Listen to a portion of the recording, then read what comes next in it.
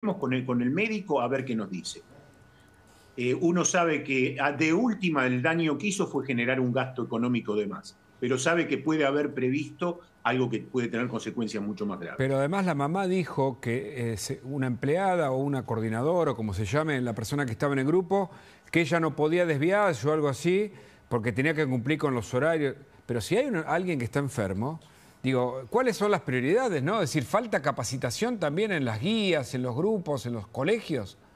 A mí me ha pasado de ir en un viaje a Londres y bajar en Río de Janeiro porque se descompuso un paciente. Pero es que, claro. Y estuvo perfecto. Después nos informaron que había tenido un infarto, pero que estaba bien. Bueno, podría haberse muerto arriba del avión si hubiesen decidido llegar. Bueno, eso suele pasar, de hecho.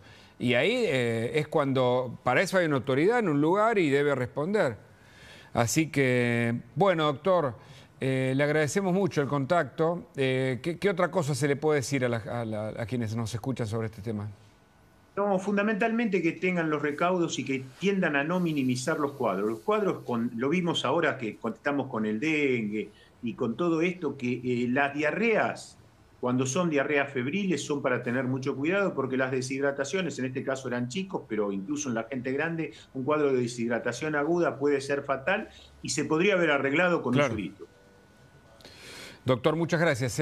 Ha sido usted muy amable. Bueno, hablamos con Martín Rodríguez Yegora, está en la redacción de La Nación. Hay muchos temas políticos, entre ellos la jugada que tiene el gobierno ahora, que habilita a la SIGEN a auditar a las universidades. ¿Qué tal, Martín? Qué gusto saludarte. Lo mismo, Hugo. ¿Cómo estás? Buenas tardes. Bien, muy bien, muy bien. Siguiendo el derrotero, ¿no?, de este enfrentamiento, entre comillas, una fuente que apoyó, un diputado que apoyó al gobierno en el veto, me dijo, cuidado con la discusión universitaria, porque son más fuertes que los vietnamitas los que están allí, ¿no?, en la trinchera. Y me quedó el concepto. Sí, es un conflicto que el gobierno no quiso buscar. Es un conflicto en el que se vio empujado, digamos, por una agenda ajena. Y sin embargo el gobierno, bueno, ha decidido dar una batalla ahí, ¿no? Pero es un tema riesgoso, es un tema que se le puede ir de las manos al gobierno. Lo hemos visto también a Milei en las últimas horas plantear públicamente un discurso combativo contra las autoridades de las universidades, pero al mismo tiempo complaciente, si querés, con ese sentimiento social o ese sentimiento de la sociedad argentina respecto de la universidad pública, defendiendo la idea de una universidad pública no arancelada.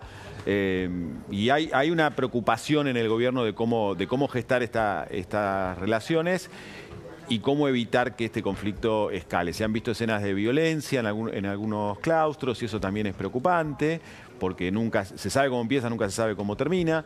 Y ahora el gobierno da este paso adicional de incluir a las universidades entre los sujetos plausibles de una auditoría de la SIGEN.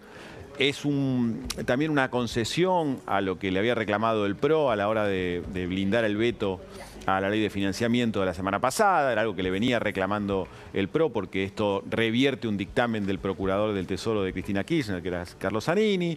En fin, está en ebullición el tema, el gobierno lo está siguiendo con mucha atención y te insisto, es un conflicto que no hubiera deseado tener el gobierno, que es un gobierno que habitualmente sí va a buscar algunos conflictos, ¿no? que vive con alguna naturalidad en el conflicto. Sí, dijiste al pasar el tema de la violencia, y es una de las aristas tal vez más preocupantes, porque es un hecho más otro hecho, por ahora aislados o no tan aislados, que parecen empezar a encadenarse de manera preocupante.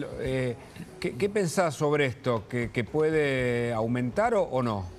Mira, yo espero que no aumente, pero cuando vos tenés una sucesión de tomas en distintas universidades, cuando tenés sectores movilizados de política universitaria, en los que se está involucrando también gente cercana al gobierno, que tienen la intención de confrontar contra sectores que también están muy movilizados en contra del gobierno, el caldo de cultivo para un conflicto más violento está prendido, y el gobierno no está encontrando una vía de resolución de fondo al conflicto, que tiene que ver con dejar muy en claro cuál va a ser la pauta de financiamiento de las universidades, que no ponga en peligro su funcionamiento, ¿no? Que desacredite, si querés, ese argumento de la oposición y de los sectores que están movilizados por la universidad respecto de que el presupuesto del año que viene va a ser muy insuficiente para el avance de la universidad pública. Mientras se discute el presupuesto, el gobierno ganó 2 batallas en el Congreso,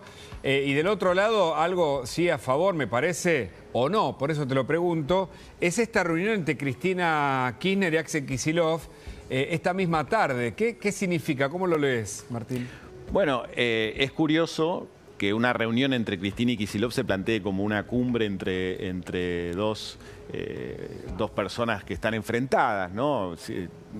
Tenemos como muy asumido la idea de que Kicillof es un desprendimiento de Cristina, es alguien que siempre orbitó alrededor de Cristina Kirchner, pero bueno, el hecho de que hoy estén en bandos enfrentados y que estén teniendo que juntarse para ver cómo recomponen el vínculo y cómo relanzan el peronismo al que Cristina Kirchner ahora quiere conducir, te habla un poco del estado de situación, ¿no? de esa oposición dura al gobierno de Milei.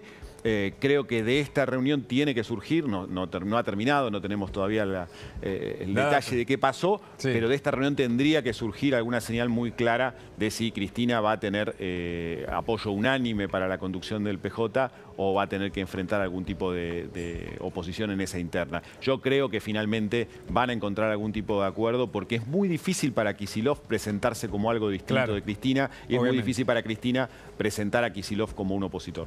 La última, agradeciéndote, Martín. Patricia Bullrich habló hoy sobre el tema en la Comisión de Presupuestos, justamente sobre ese tema. Para concluir esta parte, si te parece, la compartimos. A ver. Dale. Necesitamos la aprobación del presupuesto. ¿Qué es todo lo que necesitamos? No. Pero es lo que el país puede brindarle este año a las fuerzas de seguridad y al Ministerio de Seguridad de la Nación para poder seguir en esta dirección exitosa. Recursos necesarios para invertir en equipamiento, en armamento, en tecnología, en capacitación, en bienestar del personal, es invertir en la seguridad de los argentinos. Por eso hemos planteado un presupuesto que aumenta un 19%. ¿Es mucho o no? Pero es lo que el país nos puede dar. Bueno, ahí está, ¿no? Sobre el tema seguridad. ¿Qué ves? Bueno, ella va a presentar ahí su parte del presupuesto. Creo que el gobierno está buscando darle contenido al debate, pero en el fondo hay una declaración hoy de Javier Milei en la entrevista que hizo con Antonio Laje, muy significativa, cuando le pregunta si le preocupa mucho que se apruebe o no el presupuesto, y Milei le dice que no. Y en el fondo creo que ahí hay un rapto de honestidad en la palabra presidencial, que al gobierno realmente, si no se aprueba este presupuesto y puede seguir prorrogando el anterior y gastar a discreción, sería el mejor de los mundos, ¿no? Creo que se invierte un poco la carga habitual en lo que es la discusión de un presupuesto, y está en la oposición hoy un poco la responsabilidad de ver de qué manera aprueban un presupuesto que le ponga algún límite a Milei, ¿no? Entonces, Milei va a llenar ese debate con otros ministros, no está yendo en principio. Pero es una reversión del tema, ¿no? Es un poco eso. Si no sale, Milei lo va a presentar como un triunfo, porque eso le va a permitir manejar los fondos como él quiera. Martín, gracias. Siempre excelente tu análisis. Un abrazo grande. Un abrazo grande. Hasta luego. El True Joyero Relojero reabrió sus puertas en su nueva y única esquina de Callao y Quintana, en Recoleta. Podés vender tus alhajas, brillantes relojes y antigüedades a precios internacionales. Además, ofrecen un amplio catálogo de joyas con diseños exclusivos. Visítalos de lunes a viernes de 10 a 18.